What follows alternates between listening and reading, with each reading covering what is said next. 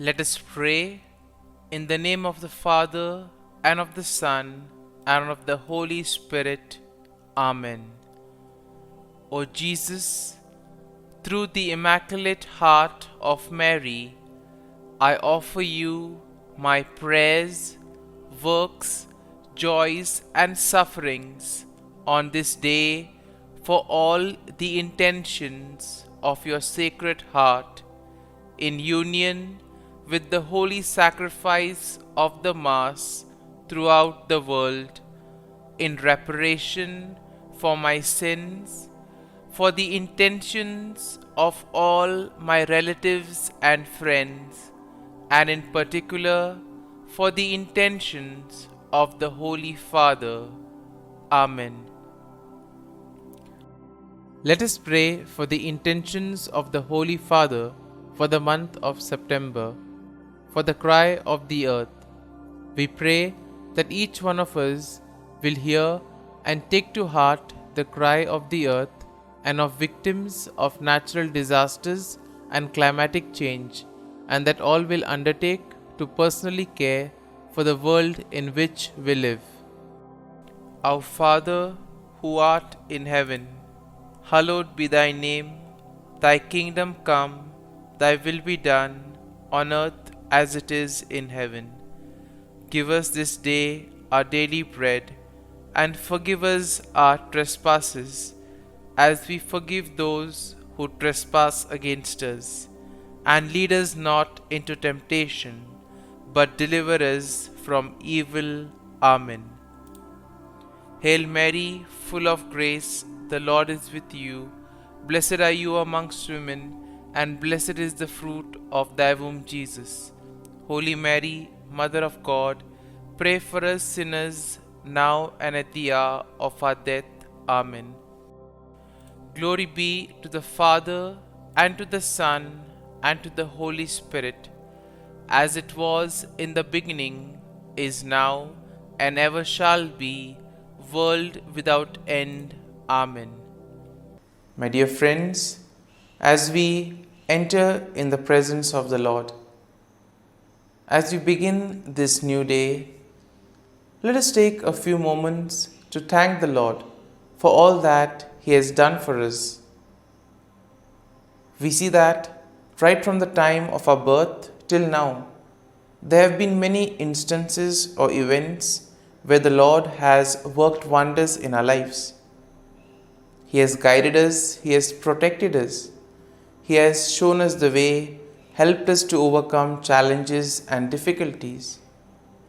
And in this way, we can identify Him guiding us all through our lives.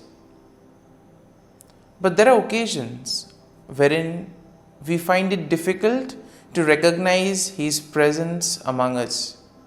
We find it difficult to identify the blessings and the graces.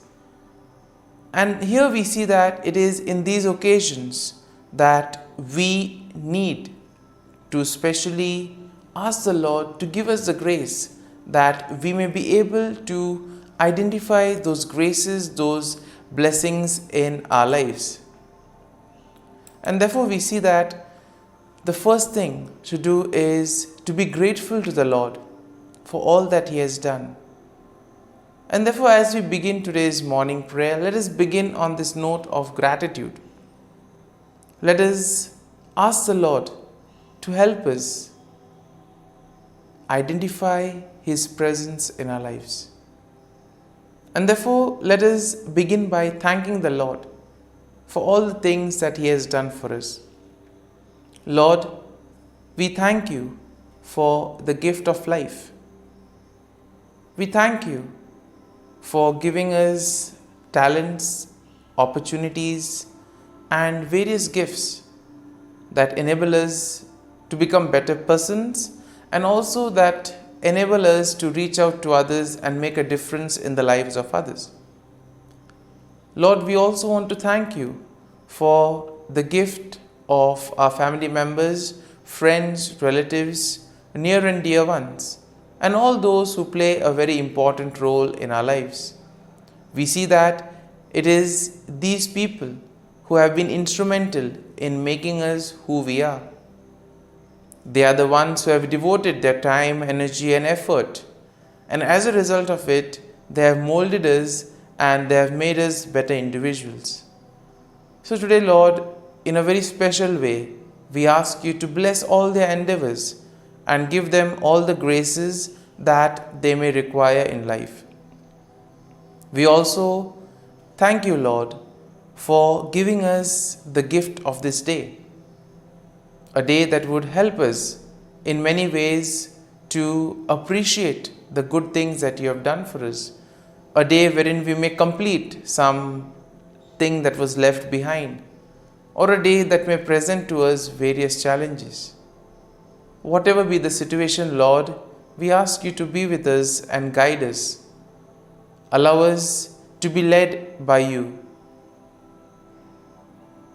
Lord, we also thank you for the opportunities, for the experiences that you have given us in life. There have been many experiences wherein we have enjoyed, and these are the experiences that we want to cherish in life.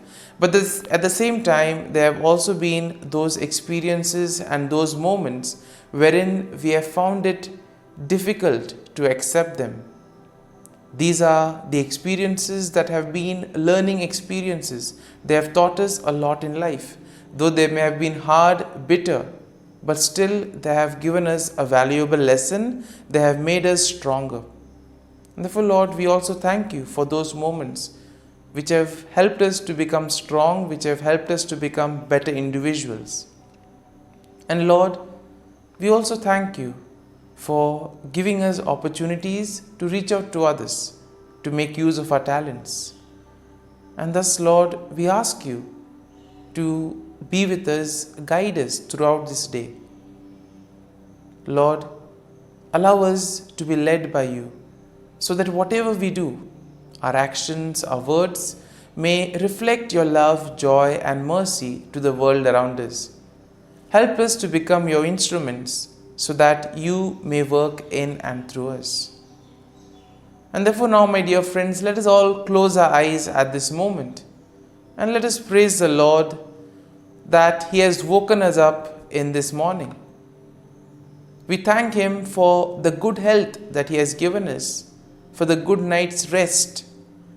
We thank Him for keeping us safe and sound, for protecting us from all danger, from all harm.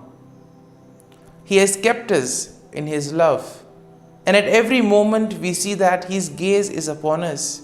He never abandons us.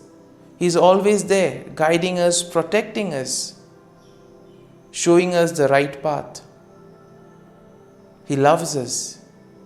And for all this, let us praise Him, let us thank Him, and let us glorify Him. Lord, as we offer you this day, we ask you that you be with us. Help us to make the right decisions. Help us to do the right things, so that we too may become worthy instruments, that we may be worthy workers in your vineyard. And therefore, my dear friends, let this day be a day of joy and blessings in the name of our Lord Jesus Christ. We shall now reflect and meditate on Psalm 64. As usual, we shall have a general overview of the psalm, and then we shall take a look at the psalm in detail. And therefore, when we look at Psalm 64, we see that it is a psalm of David that addresses the theme of protection from enemies and assurance of God's justice. And therefore, we see that the psalm can be divided into three main sections. Now, the first section is basically a plea for God's intervention against wicked enemies. And this is something that we'll find in verses 1 to 6. The second section of the psalm, verses 7 to 9, will speak of declaration of God's judgment and the righteous rejoicing in His works. Therefore, the final section, verse 10, is a final affirmation of trust in God's care. And therefore, let's take a look at each of these verses in detail. Now, verses 1 to 6 go like this. Hear my voice, O God, in my meditation. Preserve my life from fear of the enemy. Hide me from the secret plots of the wicked, from the rebellion and the workers of iniquity, who sharpen their tongue like a sword and bend their bows to shoot their arrows. Bitter words that they may shoot in secret as the blameless. Suddenly they shoot at him and do not fear. They encourage themselves in an evil manner. They talk of laying snares secretly. And here we see that David begins by addressing God, expressing his plea for protection and deliverance from his enemies. Here we see that David seeks refuge from the wicked individuals who in a way try to engage in secret plots, do things secretly, use their words as weapon to destroy others, to make havoc of their life. And we see that this is especially done against the innocent, against the blameless. And in today's world also we have so many instances wherein the innocent are being targeted, wherein the cruel, wicked people use various ways in order to take advantage of the innocent and the blameless. And therefore David here describes the deceptive strategies that his enemies use, and also the wicked people, and also the confidence that these people have in their own plans. They are sure whatever they do will work. And therefore we see that David is suggesting to us that all these cruel, wicked people who have such wicked plans, these things stem from their heart. It is something that they conceive in their heart itself. Now verses 7 to 9 go like this. But God shall shoot at them with an arrow. Suddenly they shall be wounded. So he will make them stumble over their own tongue. All who see them shall flee away. All men shall fear and declare the work of God, for they shall wisely consider his doing. Now in this section, David declares God's judgment upon the wicked. He expresses confidence in God's intervention, and thus he states that God will shoot arrows at them and cause them to stumble. In other words, God will take appropriate action. He will humble the proud. He will bring justice to all those who face injustice. And in this way, all the wicked, all those who do evil will be humbled. They will be brought down. And therefore, David envisions a scenario where the sight of God's judgment will invoke fear and will cause the people to recognize and proclaim the works of God. And therefore, the deeds of the wicked, though they are done in secret, all of that will be exposed. It will be brought to light. It will be out there in the open. And their plans will come to nothing. And therefore, all their plans will be destroyed. So therefore, David emphasizes the need to place faith and trust in the Lord. And finally, in verse 10, we have the conclusion of the psalm. And therefore, the verse goes like this. The righteous shall be glad in the Lord and trust in him. All the upright in the heart shall glory. Once again, a consolation for all those who have been facing difficulties in their lives, all those who have been victims of injustice. And therefore the psalm concludes with an affirmation of trust and rejoicing among the righteous. Finally, justice will be served. The wicked will be punished. And therefore here we see that David declares that the righteous will find gladness in the Lord and they will place their trust in God. The upright in heart will boast in the Lord and they will celebrate his faithfulness and justice. And therefore overall, we see that Psalm 64 presents a plea for God's intervention against the wicked enemies, and it expresses confidence in his judgment. It also highlights the deceptive tactics of the wicked and their plans to harm the blameless. And therefore, the psalm assures the righteous people that God will protect them, and all that they need to do is place their faith and trust in the Lord. It emphasizes the ultimate triumph of the righteousness and the recognition of God's works among His people. And therefore, the psalm will serve as a reminder that God sees and judges the actions of the wicked, and He provides security and justice for all those who do the will of God. Therefore, my dear friend, let us now spend a few moments reflecting on this psalm.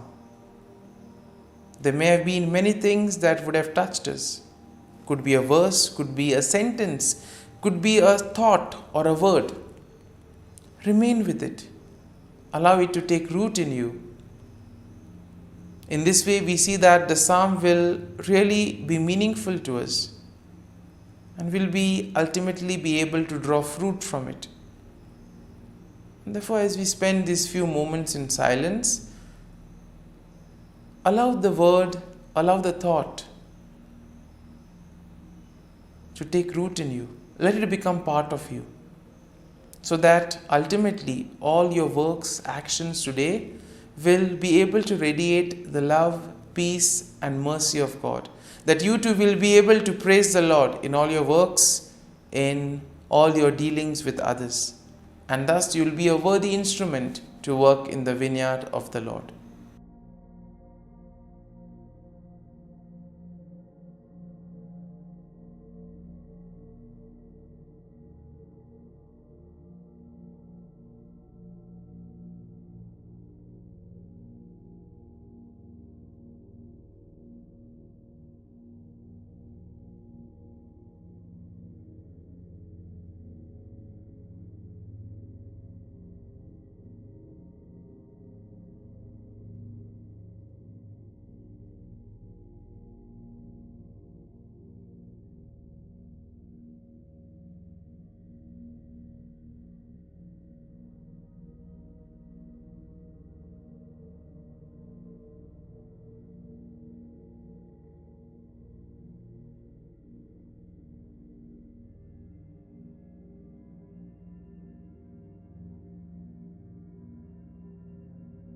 Prayer to Saint Michael the Archangel for protection. Saint Michael the Archangel, defend us in battle. Be our defense against the wickedness and snares of the devil.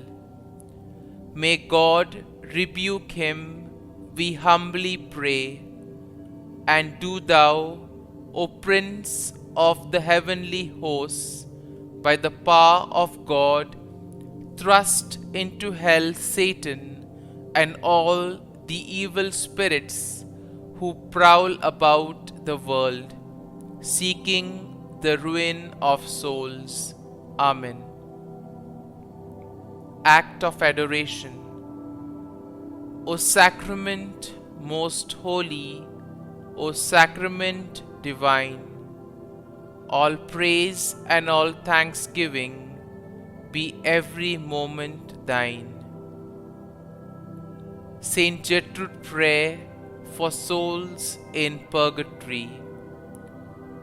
Eternal Father, I offer Thee the most precious blood of Thy divine Son, Jesus, in union with the masses said throughout the world today, for all the holy souls in purgatory, for sinners everywhere, for sinners in the universal church, those in my own home and within my family. Amen. May the divine assistance remain always with us, and may the souls of the faithful departed through the mercy of God rest in peace. Amen. Glory be to the Father, and to the Son, and to the Holy Spirit, as it was in the beginning, is now, and ever shall be, world without end. Amen.